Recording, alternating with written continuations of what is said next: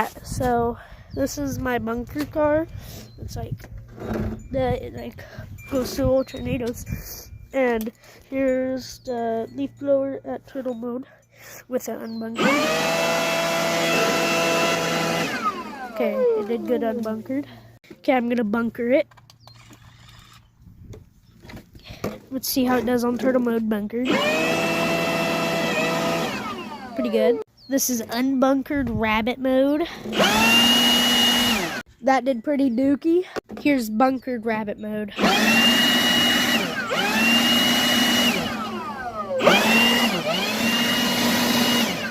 Let's test from the side.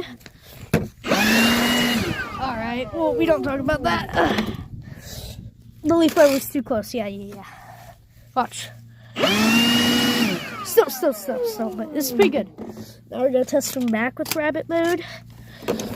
Bunker down back from rabbit mode. Not that good. It only does really good from front, but that's still pretty cool, right? Hope you enjoyed the vid.